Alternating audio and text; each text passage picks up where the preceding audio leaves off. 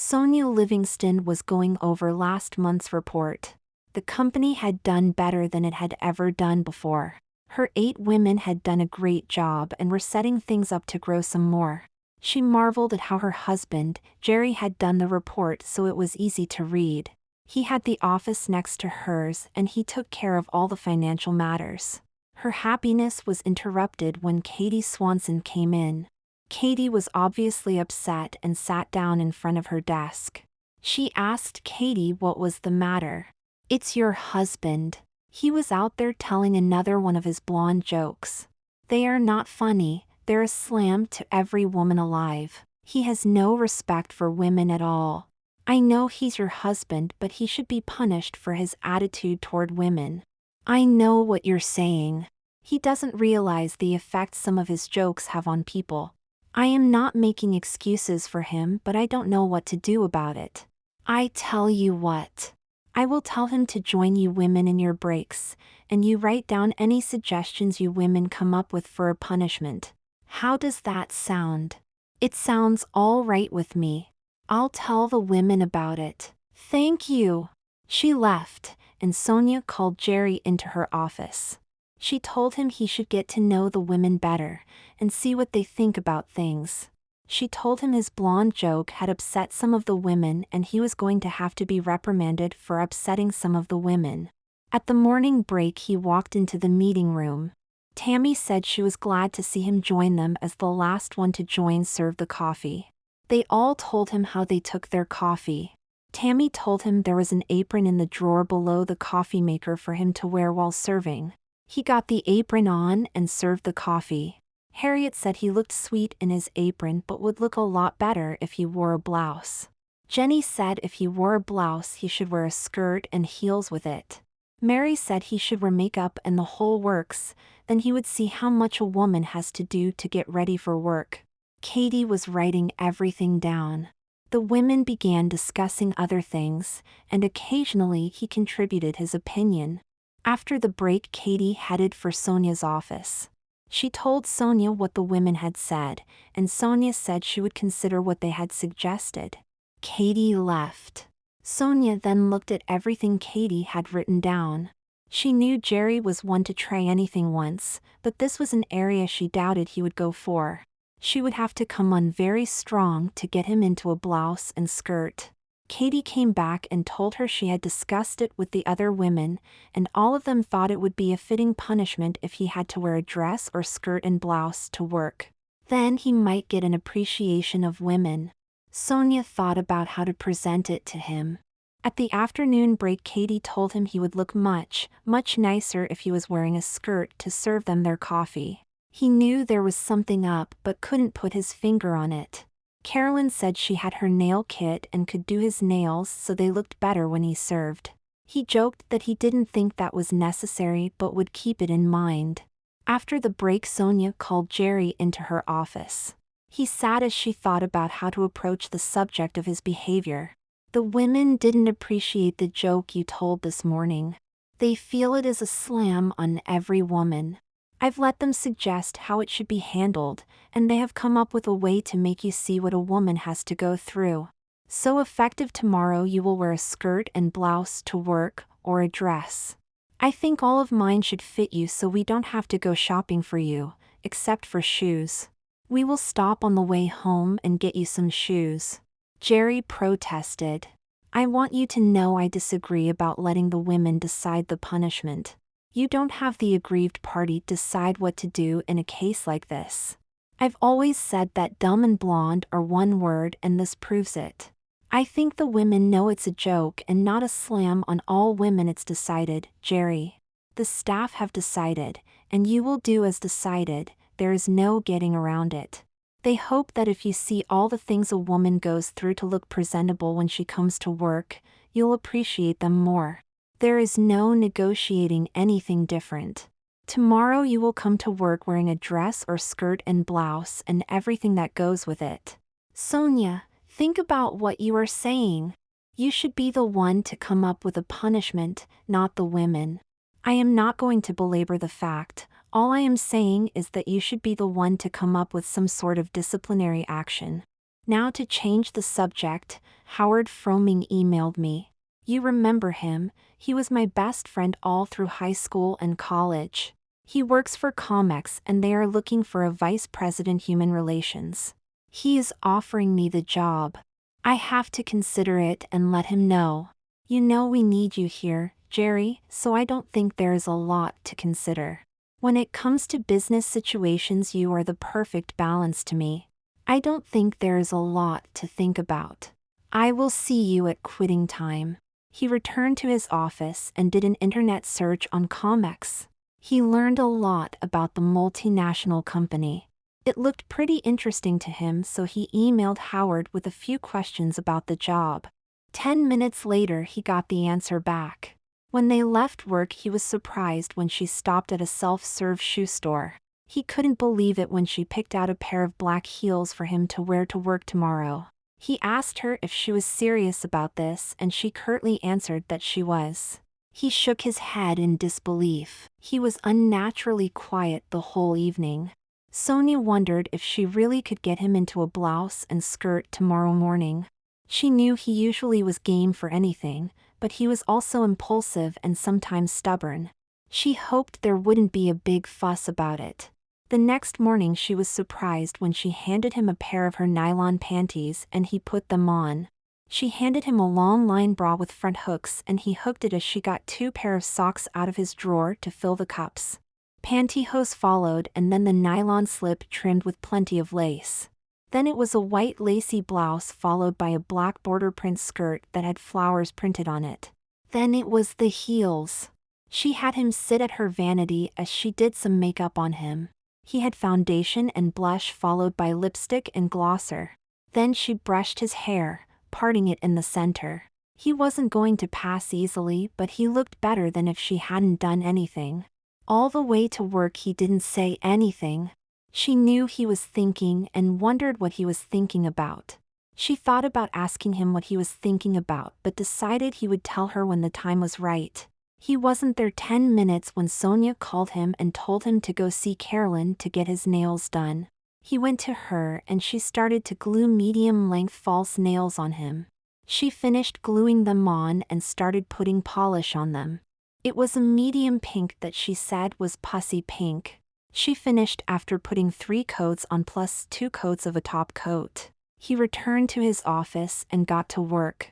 He had some things to take care of. Just before the women took their break he went to Sonia's office. Hi there. There are a couple of things I have to tell you. First, I am not wearing a skirt or dress to work tomorrow. What do you say to that? I have to think about it. I doubt that you learned your lesson already, so don't count on what you said as being the case. Well, if you force the issue I will not be back to work. I just accepted a job with Comex and next Monday I fly to San Francisco to their U.S. headquarters for 2 days, then it is to Japan to their international headquarters. My office is going to be at their plant in Henderson, and that is only a 20-mile drive for me. They offered a salary that is 5 times what we made last year and it was too much to turn down. Besides, I don't think I can work where I have 9 bosses to answer to. When you allowed the women to decide a punishment for me, you lost my support. I'm sorry about that. Please reconsider. This is our company. You are as important to this company as I am. Take a close look at me. Do I look like I am important to this company? I think not. I have made up my mind and I have taken the job at Comex. He walked out and went to get the coffee for everyone. He served it and sat down. Harriet asked him how he liked wearing a pretty blouse and skirt. Actually, it doesn't bother me. There is something I have to tell all of you. I am sure you remember the Easter ham certificates you got at Easter.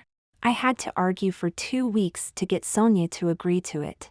Then you remember last year's company picnic with the great door prizes?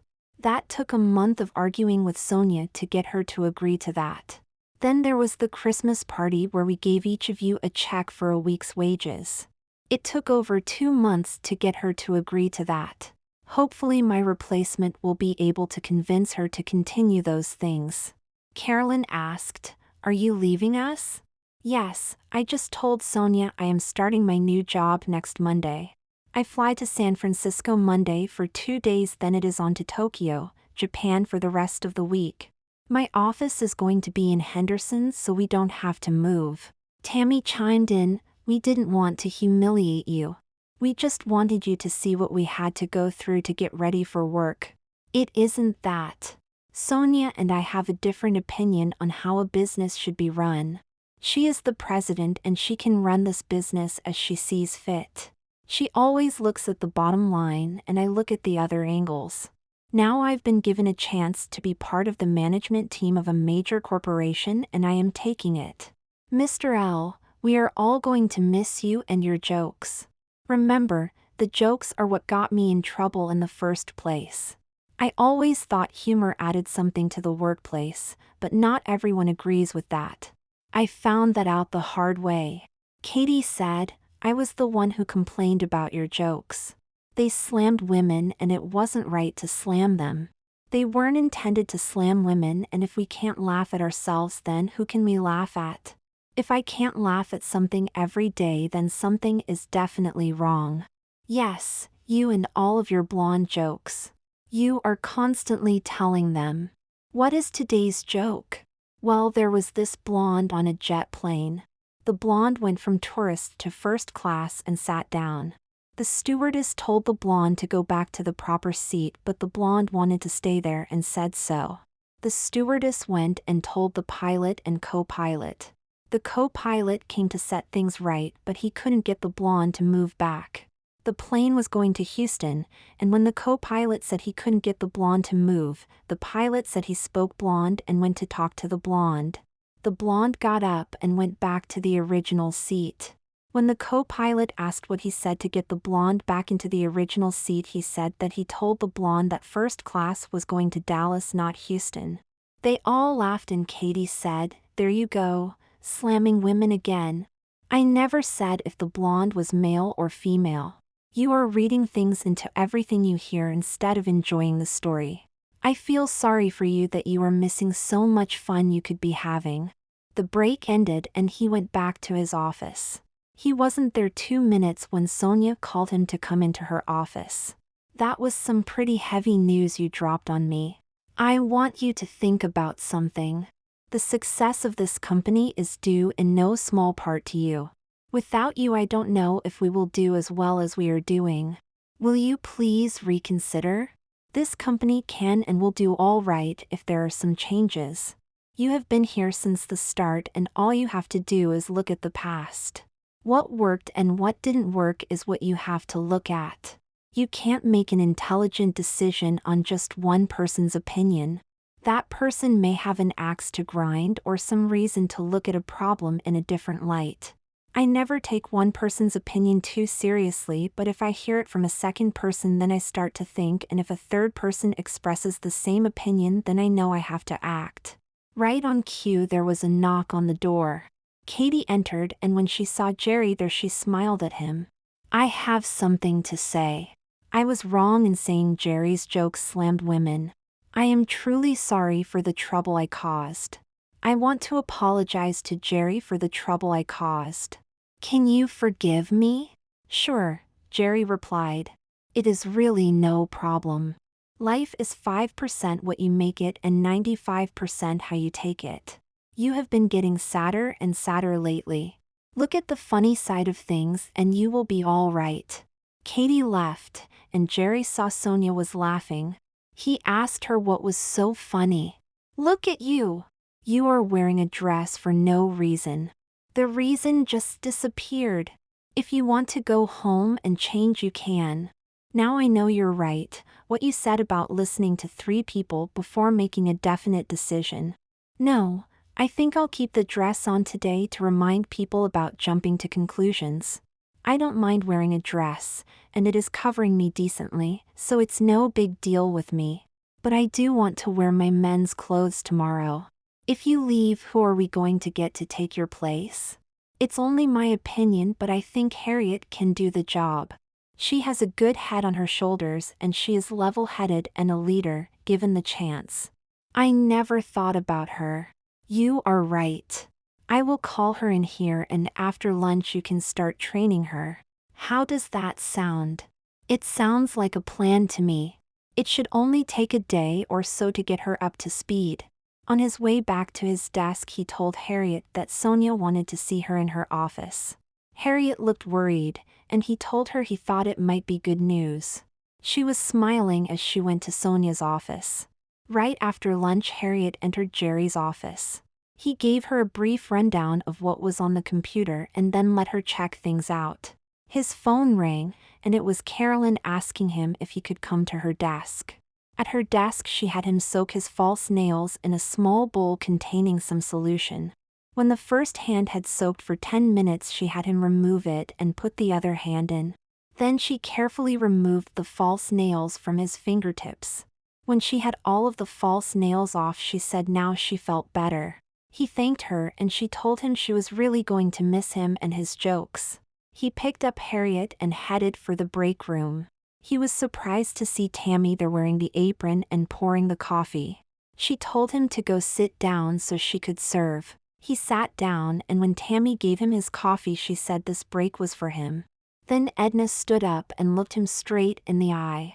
We have decided you need something to remember us. We discussed it and have some things for you. First, Harriet has something for you. He took the gift and unwrapped it. It was a fancy desk nameplate with his name in gold lettering. He thanked her and she said she had to thank him for everything. Then Edna gave him a present from her. It was a computer program that was a specialty calendar that reminded you of just about everything. Then Katie gave him her present. It was a novel titled I Apologize. Everyone laughed and he thanked her. Then Tammy gave him her present. It was also a book, only one titled 1200 Blonde Jokes. This broke everyone up. The rest of the women gave him their gifts. He thanked them all with tears in his eyes. He hadn't seen Sonia come in but she handed him a present. He opened it and found an expensive watch and tie bar. He gave her a kiss thank you. The celebration lasted for a while, then it was time to give the last push. Jerry was amazed at how fast Harriet was picking up the job. She was moving forward at a rapid rate. He figured that by tomorrow she would be ready to fly on her own. At the end of the day when they got home Sonia said that she imagined he wanted to get out of the women's clothes. He said he would get them off at bedtime. She wondered about that but didn't pursue it at first. At supper she asked why Katie had changed her mind about a so-called sexist joke.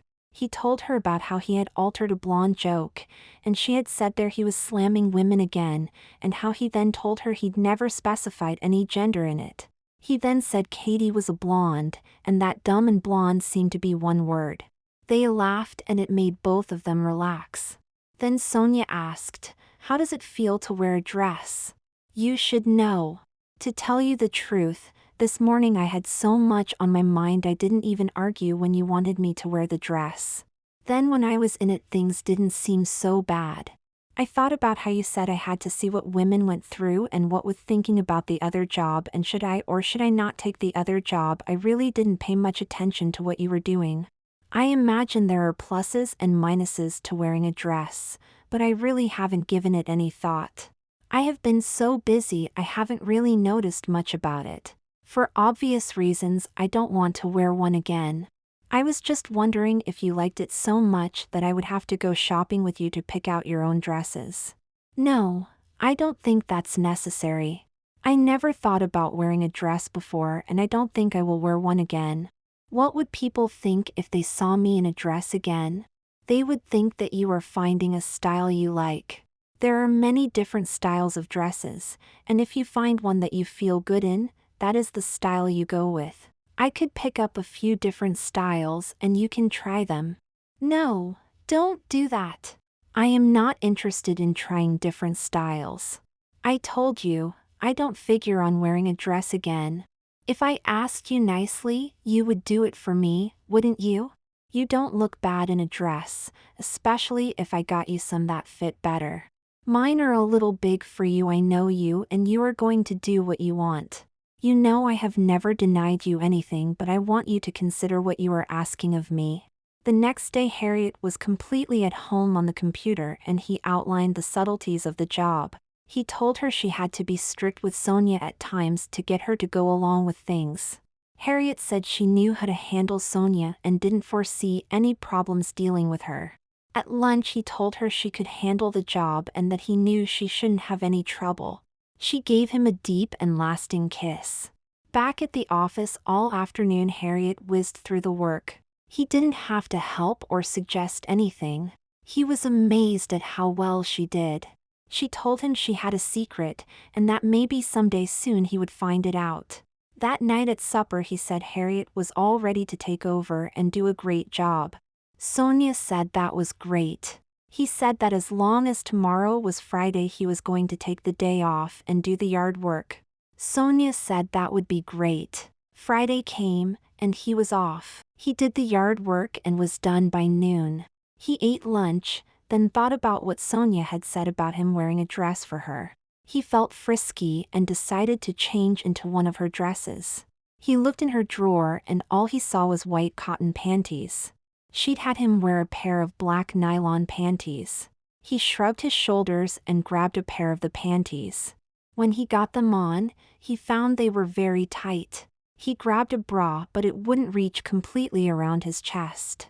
So he decided to go braless. He looked in the closet and found the red dress that always looked so great on Sonia. It was way too small for him. Now he knew she had gotten the dress and all the clothes he had worn especially for him. He wondered why she had gotten them. She had to have gotten them before she came up with the idea that he had to be punished for the joke. He wondered why she had gotten them, then decided to wait and see what she'd be up to next. He put his men's clothes back on and was walking out of the bedroom when he noticed the spare bedroom looked different and went in. He remembered it had been painted white before, and now it was painted pink. There were pink lacy curtains on the window with pink bows, and the bed had a pink bedspread with pink bows on it. There was an assortment of makeup on the vanity along with a hairbrush, comb, and hand mirror, and it looked like someone slept there regularly. He wondered why Sonia hadn't told him about all the changes. Then he figured she must have just forgotten to tell him. Sonia arrived home with takeout for supper. As they were eating she said they were going shopping after supper. He asked what they were going shopping for and she said they were getting some new clothes for him. He said he didn't need any new clothes and she told him they were going to get him some special clothes. He didn't like the look on her face, but he passed it off as a bad day at the office. After supper she drove and he was surprised when she parked in front of the fetish shop. He asked why here and she said she was told they have sexy clothes there. He never thought she would be caught dead in a store like this. Inside she immediately went to the panty display and picked out some nylon panties that were white with rows of black lace across the rear. Then it was some white with pink lace across the rear. Then it was multi-layered petticoats, white with black lace trim and white with pink lace trim. Then it was some long line black bras and 2 long line pink bras. That was followed by 3 pair of black fishnet pantyhose and 2 pair of pink fishnet pantyhose. He didn't see her put the chastity belt into the cart. She led him over to where there were costume dresses hanging. She said he would look cute in a maid's dress. He said he didn't think so, but she said he was going to wear one. He had never heard her use such a commanding voice before. She went to the breastform display and he gasped when she grabbed the largest gel-filled ones there. Then she went to the attendant and asked if he could help get her husband ready. He said he could. Jerry saw he had arms as big as Jerry's legs and knew there would be no use fighting him. He was led to a small empty room and told to strip. He didn't argue. The man returned with an armful of clothes and Jerry shuddered. This was definitely not how he imagined things would be. He was in a daze as the man locked the chastity belt on him and then pulled the black fish net pantyhose up his legs. Soon he had the panties, breastforms and bra on and was getting into the petticoat. The maid's dress followed and as that was being put on him Sonia handed the man a pair of black heels with a locking ankle strap. He quickly had the shoes on and the man stepped back to look at him. He laughed at the sight of Jerry in his outfit. Outside, the man handed Sonia the keys to the chastity belt and the shoes. Jerry wasn't coming out and Sonia called him to come out. He slowly came out shuffling along in the heels. He had the saddest look on his face she had ever seen. "Look at what I found. It is called an obedience collar." She locked the collar around his neck and put the keys with the rest of the keys. She asked the attendant what another necklace was for and he explained it was a choker collar that you could fasten anything to. He said that often people fastened the keys to any locking devices onto it, so anyone could unlock anything to get things off. He said that the collar itself could also be locked on a person. She told him to put one key for everything on it and then to lock it on Jerry. As he was getting the collar ready, she took him over to the maid's dresses again and told him to ask nicely for a pink uniform. He said he would never ask for one. She hit a button on the remote and he fell to his knees. An electrical shock had racked his body. "Now, I want you to ask me nicely to get you a pink uniform and tell me you want to wear them all the time. Would you please get me a pink uniform because I want to wear them all the time?" "Sure, I will. I will even get you a pink one and a lavender one to wear. You will like that, won't you?" He didn't answer and she said she would hit the button again if he didn't answer and tell her how much he wanted more uniforms. "I am sure I will like the new uniforms." She added them to the cart, then picked out the longest available curly dark black wig and placed it on his head. She laughed as he blushed when she told him he now looked so pretty and feminine. She led him to the checkout counter and the attendant locked the choke collar with the keys attached around his neck. He was shocked at how much the total came to. The attendant told her to stop by any time and he would give them personal attention. As they were checking out, he saw the purchases included a pair of pink heels with a tall heel also. He shuffled behind her out the car carrying some of the bags. He wanted in the worst way to ask her what was going on, but knew she would let him know in her time, not his. His mind seemed to be in a cloudy state and he wasn't thinking straight. He was surprised when she parked in front of an accessories, unlimited store. Inside, she picked out a black patent leather purse for him along with a pink wallet.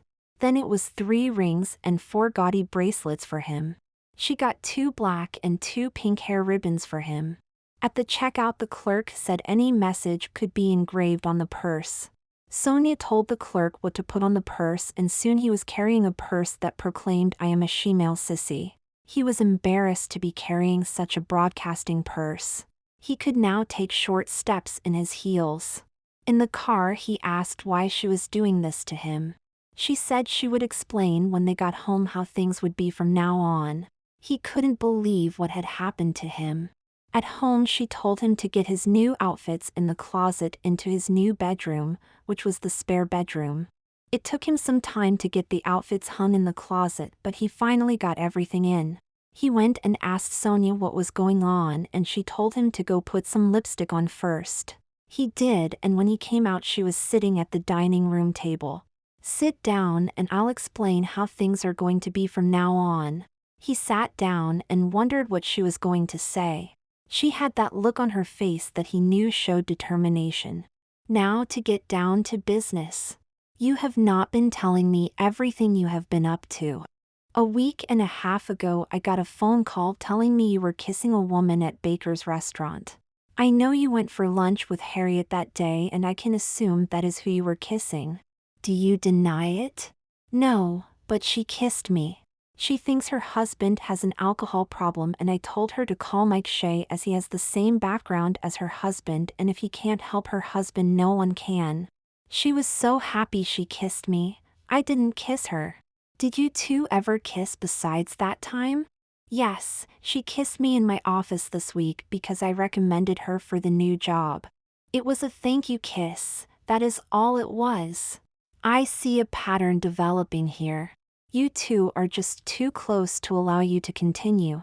That is why I set up things to break you two up before you got any further. Now, I have set up some things to keep you busy every day. First, every day you will clean and dust the whole house. Weekly you will clean the windows inside and out. Twice weekly you will do the laundry and polish all the silver items we have. You will make supper every day and get the groceries necessary. I will inform you of other jobs that need to be done, as necessary. Have you lost your mind? This is ridiculous. Besides, Comics is expecting me Monday and they will be checking on where I am. No, they won't. That email address is one I set up, and I am the one who offered you the job with that ridiculously high salary. There are no tickets waiting for you at the airport. Your greed at the prospect of all that money clouded your senses. Now you will do as I say or else you will pay the price. You bitch. There is no way I will agree to that. Who do you think you are? She hit the button on his obedience collar and he slid off the chair onto the floor and kicked his legs in pain. Now, are you going to do as I said or what? I was going to unlock most of your things, but now you can keep them on until tomorrow night if you cooperate and do as you were told. He couldn't believe this was happening to him. He didn't want another shock. He didn't think he would survive another one. He decided his best bet was to go along with her wishes and wait until his opening came. Tomorrow morning you are going to my beauty salon at 8. Trisha has agreed to open an hour early to take you in before any customers arrived. You will do as she says or she will have the remote and not be afraid to use it. You can wear the coral dress in your closet tomorrow morning. You don't need to put on any makeup because she is going to show you how to properly apply your makeup. He was tired and got ready for bed. He found a nightgown hanging on a hook on the closet door. He went to Sonia and asked her to unlock the shoes, but she told him he had a key to them on his neck and laughed that it was locked there. The next morning he dressed as instructed and got a cup of coffee. He sat pondering his situation. It didn't look good, but he thought about a couple of options that might work. He would just have to go along for the time being and see which option presented itself at what time. Sonia got up and when she came out she approved how he looked. She told him they had to hurry to get to the salon by 8. He had completely forgotten about that. At the salon Trisha greeted him with contempt. She promptly had him in the chair and started by tweezing his eyebrows until they were a very thin arched line. She said if it were up to her she would have them removed by electrolysis so they would never come back. He asked why she was being so mean and she told him her husband had ran off with a younger woman 2 months ago and that all men were alike. Then she wove extensions into his hair. By the time she was done his hair fell to the middle of his back. Then it was coloring and a perm. Customers started to arrive and Trisha said she was busy with a cheating husband. I didn't cheat on my wife. Believe me, if I was going to cheat I wouldn't do it in town here where everyone knows everyone. Well, that's not what I was told and I believe your wife, so forget about telling me any stories. He had a plastic cap over his hair and she took him to a small table and soon he had the longest reddest nails he had ever seen. Then it was under the hood. When it was ready she brushed and combed and sprayed until she was satisfied that he had the look she wanted. Then she took him to a room in back and told him to strip down to his panties and lay down on the table. Soon he felt something warm being put on him. Then he let out a scream of pain when she tore the first wax strip off. She told him to quit being such a sissy, and then laughed wickedly. He was positive she was making it as painful as possible but bit his tongue to keep from crying out in pain. She finished and when she rubbed lotion on him the feeling almost made it worth the pain. He got dressed and she took him back to her chair. Then she demonstrated how to properly put on makeup, making him do it after she wiped off what she had put on. He picked it up fast and she was almost friendly as they went along. Sonia came in just as they were finishing and raved over how nice he looked, and said he needed a feminine name now. Trisha saw his purse with its message and said that her girlfriend's nickname was Sissy, her full name being Melissa. Sonia said that was the perfect name for him now. She told him to thank Trisha for all her work and for giving him a new name. He hesitated until Sonia took the remote from Trisha and held her finger over the button. Thank you Trisha for all the work you had to do on me. I love my new look and thank you for the nice name you gave me. Back at home Sonia told him to go change and start cleaning. It was afternoon, and he was busy cleaning, and his legs started to ache, so he found things to do while sitting down. He even dusted her figurines with a Q-tip so he could sit down while doing it. Late in the afternoon, Sonia reminded him that he had to make supper. He made a good meal, and as they were eating there was very little conversation. Sonia did say, "I know you don't care for what happened to you, but the better you accept it, the sooner it might end. You better hope I don't get too used to having a maid." Then she laughed. He cleaned up after supper, then went to brush his hair with the special brush Trisha had given him. He couldn't help thinking about the options open to him to handle this situation. When he went to tell Sonia that he was going to bed, she told him that tomorrow he had off and that she would choose his outfit for tomorrow. He was glad he didn't have to clean, but wondered what she had in mind for tomorrow. He knew her and knew she would certainly have something. Sunday morning, and he was drinking his coffee, wearing a pink lace-trimmed nightgown that came down to his ankles. He thought about his love for Sonia, that it wasn't what it had been a couple of days ago. He knew she could be vindictive, and he knew that at times she could be mean, but he'd never thought she would do something like this. She had him put on a light blue lace-trimmed dress with a full skirt and allowed him to wear a pair of white pumps with a 3-inch heel. She told him that if he didn't give her any grief today, tomorrow he could wear those as he cleaned. Otherwise it was back to the higher heels. She told him first they were going shopping. She took him to the mall and they entered a leading women's wear store. Sonia picked a red evening gown and had him try it on. It hugged every curve of his body. He could only take short steps due to how the lower part of the skirt was made. She told him they were getting it and that he would need red heels to wear with it. At the shoe store they got a pair of heels with a 2-inch heel that perfectly matched the color of the dress. Sonia saw a pair of black knee-high boots with a 4-inch spiked heel. She asked him if he wanted a pair and he said he didn't think that was necessary. She said she thought he should get them. She had him try them on and said he looked so feminine and stylish in them to keep them on. They paid for their purchases and left the store. She asked him what else he needed to be as feminine as possible. He said he was feminine enough. She said he needed his own scent, and led him into a small store that specialized in perfume. In the store she picked a lilac-scented perfume for him and made sure he was liberally sprayed with it. He hated the smell. She led him around the mall, occasionally entering a store but not buying anything. Finally they made it to the food court where she bought them each a sandwich and soda pop. They were eating when 2 men came up to them and asked if they wanted to see a movie at the mall's multiplex. Sonia turned them down and they left. "Oh, I just thought about something. I should have asked you if you wanted to see a movie with them. You are into kissing and I am sure they would love to be kissing you. I am sorry I didn't give you the chance to go with them." "Forget it. You are totally wrong about everything. Your mind is so filled with revenge for something that never happened that you can't think straight. You have to end this nonsense." "Nonsense is it? I wasn't kissing anyone in a restaurant or starting an affair.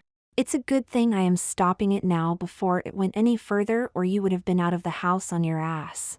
There was no affair, and if you would stop and think, you would see that you are all wrong about everything. You are reading things into it where nothing exists.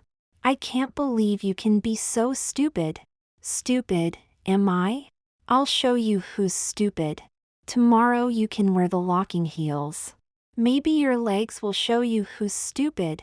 He could see he was getting nowhere with her. He shut up and withdrew inside himself. They were done eating and he followed her out to the car. She drove, but it wasn't toward their house. She parked in the parking lot of a museum and told him they had a traveling display of glass paperweights that she wanted to see. They walked around the museum for quite some time. Then they heard the museum was closing in 10 minutes and left. When they arrived home, Sonia told him to put on his pretty new evening gown, that they were going out to eat. He said he wasn't hungry and she said he was going, and that she didn't want any arguments from him. They enjoyed a good meal and he found out he was hungrier than he thought. He didn't say anything, and gave her one-word answers to her questions. He was still angry that she wouldn't listen to him. Back at home, he took a relaxing bubble bath and was feeling pretty good. He thought about what to do. He knew Sonia was set, committed to her course of action, and that she wasn't going to back down now. He again ran the options through his mind. The last thing he wanted was a divorce, but it looked to be the only way out of this. He decided to confront Sonia tonight. He got out of the bath and got his nightgown on, then went into Sonia. She was reading the paper, and he waited until she put it down. "Sonia, we have to talk. How long do you intend on keeping this up? I have to know." "Melissa, I have no idea how long. It could be a year or longer. You started it and I am finishing it. Just be glad I didn't kick you out. I got you out of the office and away from temptation. I am trying to help you realize that you were wrong, but you are fighting it. Why? Do you want me to get you a lifetime supply of uniforms? No, definitely not. I just have to know to be prepared for what is going on. I am not sure what I want to do. Maybe I was wrong in letting Harriet kiss me, but all they were thank you kisses, nothing more. There was no sexual connection there, and I have no interest in her for sex. You say that now, but if I'd left it alone, you would have progressed to it. You are not kidding me." He knew it was fruitless to argue with her. She had her mind made up, and he left the room feeling sad. He headed for his bedroom and sat on the edge of the bed, thinking. He thought about what he knew he had to do to end this quickly. He finally decided to sleep on it and see how he felt in the morning. He awoke fully refreshed and ready to go, then thought about where he really was and felt downhearted. He got dressed and wore the black 2-inch heels with his uniform.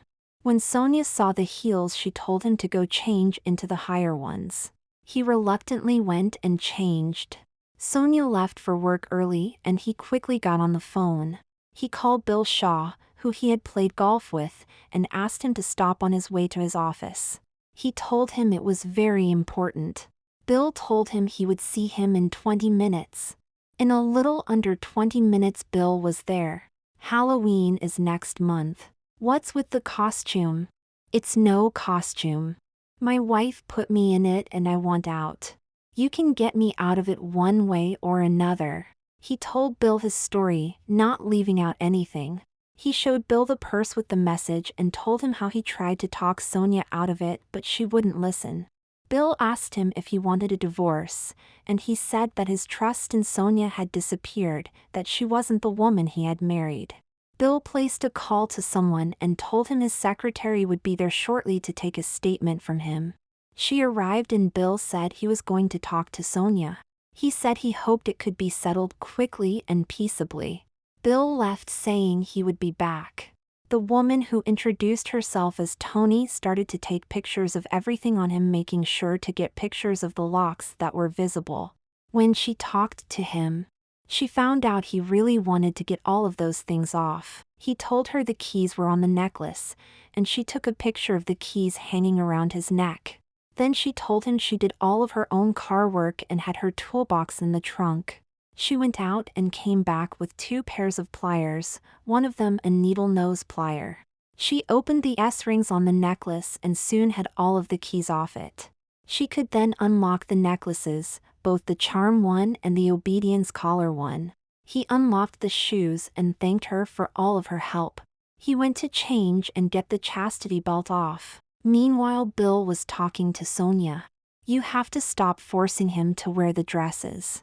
I think he is ready to divorce you if you don't. He brought this on himself. He has to learn I will not stand for any monkey business on his part. He was starting an affair with another woman and I intend on showing him the error of his ways. I thought he should be more defiant and now I see I am getting through to him. He will stay in dresses until I feel he is safe to return to his men's clothes. From what you are saying, you are not going to change your mind. You have gone too far, and if you continue to make him dress like that, you may do permanent harm to him, if you already haven't done it. He knows I am only doing what I have to do. He will never agree to a divorce or anything drastic. He has always gone along with just about anything I wanted. I am not afraid of your threats. Then I can see no reason to continue this conversation. I tried my best to possibly save your marriage, but you won't listen. Bill returned to the house and found Jerry dressed in slacks and a sport shirt. Tony had gotten his statement. He laughed when he heard Tony had gotten him out of the clothes. He said she can fix anything. He related his conversation with Sonia, and Jerry asked what options were left. It came down to divorce as the main option. Jerry said to go ahead with the divorce. Just before quitting time, Sonia was served with the divorce papers and a restraining order keeping her from contacting Jerry or from returning home.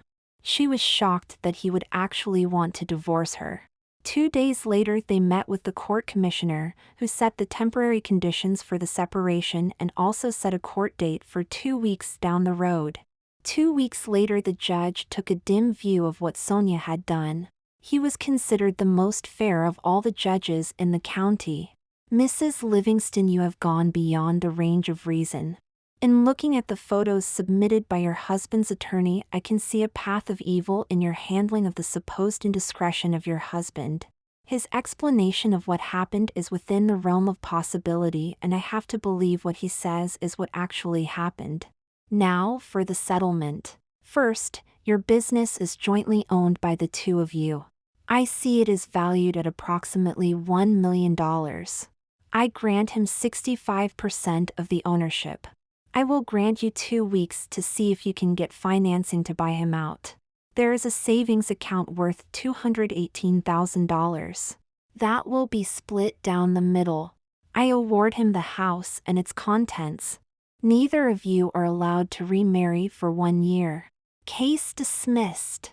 Sonia was not happy with the settlement, but her attorney told her she was lucky to get off with that. She asked if she could have the picture of her mother and father that hung in the living room, and he said she could have it. Jerry stayed in the house and was surprised when he was notified that she had come up with the money to keep the business. He went to his lawyer's office to sign the necessary papers turning over control of the business to Sonia alone.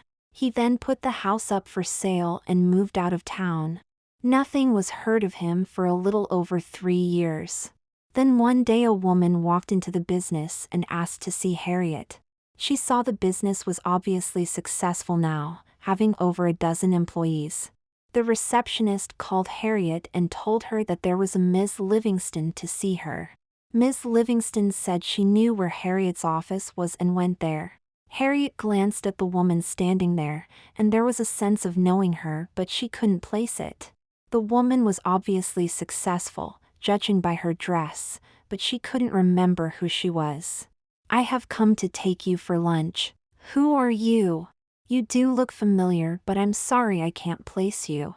I will explain everything over lunch. How about Baker's Restaurant? As Harriet was getting into the Lincoln, she said she had never ridden in a Lincoln before. Once inside, she asked again who she was. I am the owner of 7 Melissa's restaurants and have 6 others that are franchised out to other owners who pay me a percentage of their profits.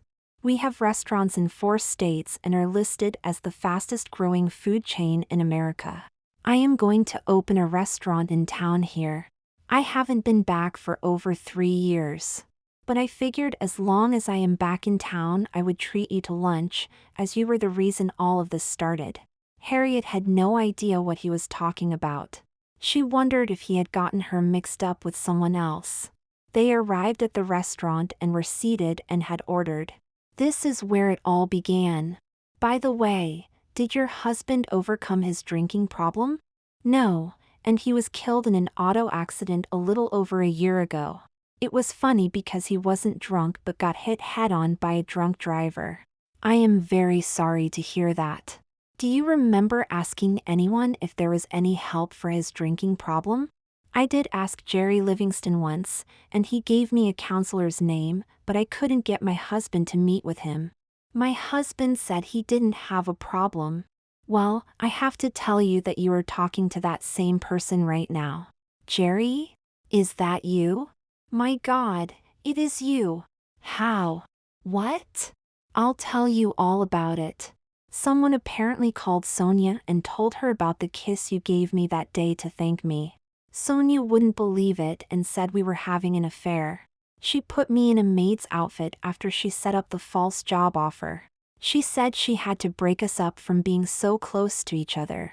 She got on the mean side and we ended up in divorce court. I got a decent settlement out of it and moved. I found a family restaurant for sale and bought it. If you know Melissa's, you know we are known for our breaded pork chops and our barbecued pork chops. The business just took off and today I do not have to worry about any money I spend. I found out I liked the feel of a comfortable dress and started wearing dresses. Cosmetics hide just about anything these days. So you see, that kiss started the whole thing. I have to thank you for that kiss. I can't believe Sonia could be so mean. She must have lost something when she heard about the kiss. I think she did, but she wouldn't listen when I tried to explain it. She lost all sense of reality and in the process lost me. I just hope she has learned her lesson. Did you know she is getting married next month? No, I didn't. I hope she finds what she's looking for. He is a banker and treats her very nice. She is as happy as I have ever seen her. She even agreed to an employee picnic this year without me having to keep after her. That is great. I am glad she's found someone. She really deserves to have things go her way for once. It's funny, but I don't hate her anymore. I have an idea. Why don't you come in, and I'll have her come to my office, and you can see how things go. I guess we can try that. I am wondering if you would like to have supper with me tonight. I was going to head back this afternoon, but there isn't anything that can't wait. I would love to have supper with you. Back in the office, Sonia said she would be there in 5 minutes when Harriet asked her to come to her office. Jerry didn't know what her reaction would be and wondered if he shouldn't just leave. Sonia came in and glanced at him but didn't recognize him. Harriet said, "I want you to meet who I had lunch with today. I learned a lot this noon. Sonia, this is Ms. Livingston." Sonia reached for his outstretched hand as he said, "I am Melissa Livingston." She stepped back. "Oh my! Is that you, Jerry? I can't believe it. How are you doing? I am so sorry for what I did to you."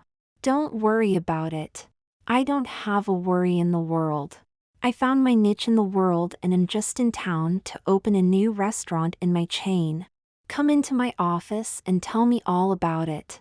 I want to hear where you went and what you've been up to." He accompanied her into her office and told her all about what he had accomplished.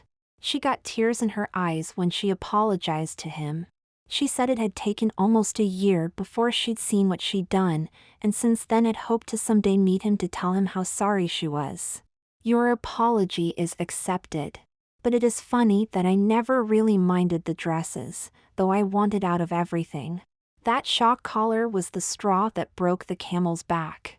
I might still be cleaning the house if it wasn't for that collar. But things have a way of working out. I have almost $1 million in savings right now, and have restaurants in 3 states and franchises in others, and more requests for franchises coming in regularly. I am going to open a restaurant in town here, which is why I am in town. I just wanted to thank Harriet for that kiss that started it all. I will tell you again, that was all it was, a thank you kiss. That fact hasn't changed. I know because I asked her and she told me why she had kissed you. She thinks you are the greatest. Did you know that? Harriet is a good woman. I always liked her." They talked for some time and he laughed as he told her that he still wore the breast forms that had been put on so long ago. When he left her office, they were friends again. That night at supper he asked Harriet how she felt about being out with a man in a dress, and she said it didn't bother her.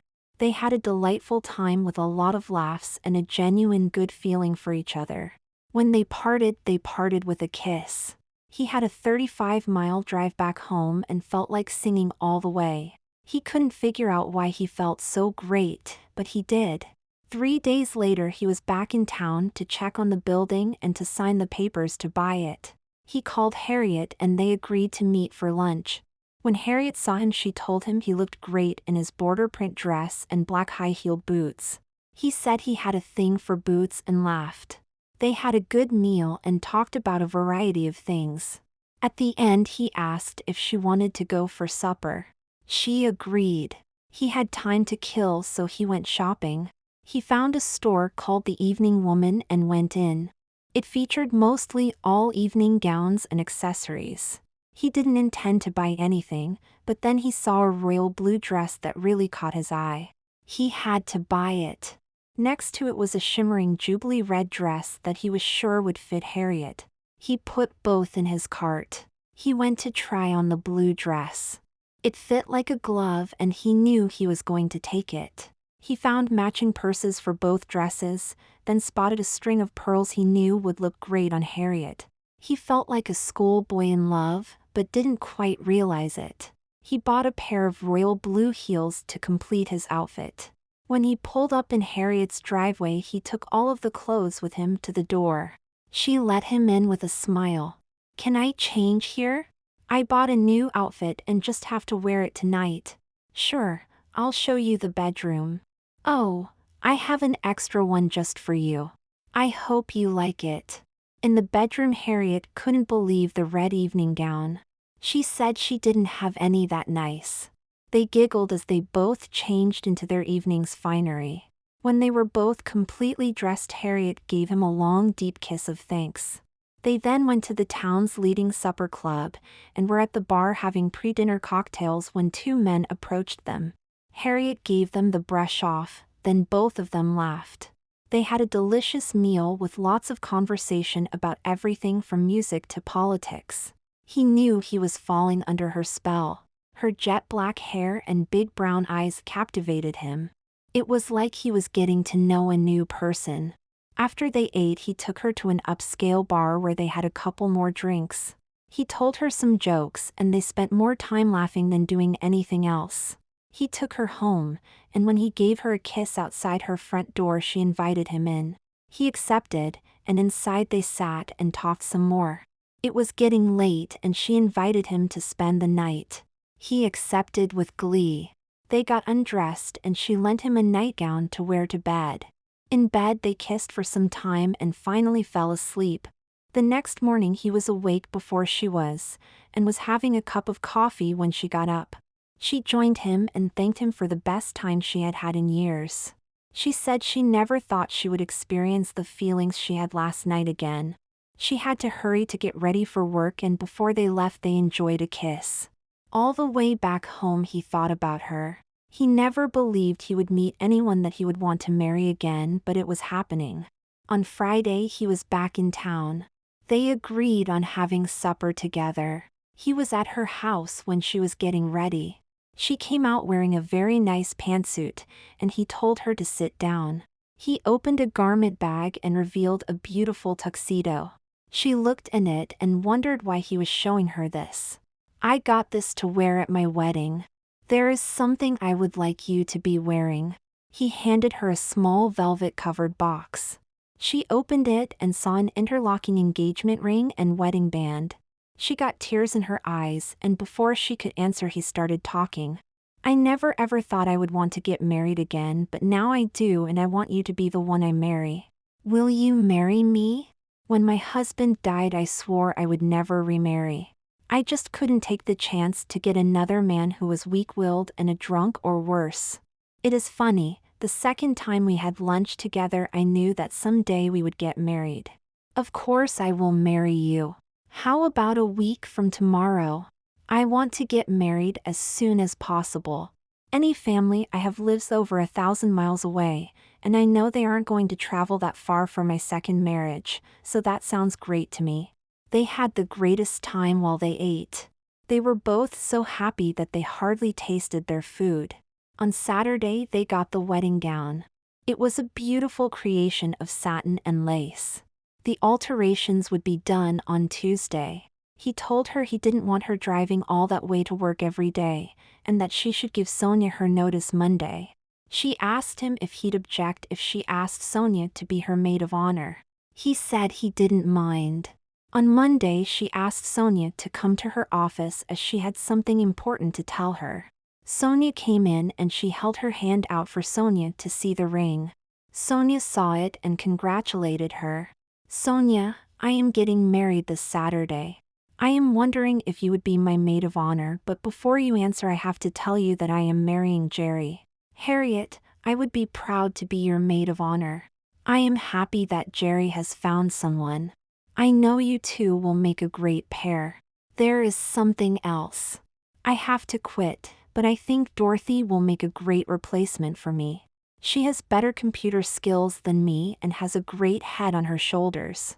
I have to tell you, this is my last week here. I understand, and I think you are right about Dorothy. I really like her and she has shown a great understanding of the business. I am so happy for you. She gave Harriet a hug and a kiss on the cheek. Harriet was feeling giddy at how well things were going. Time flew and too soon it was Saturday. It was a very small wedding with only about 30 guests. Jerry had a unisex hairdo and looked very handsome. Harriet looked as lovely as she had ever looked.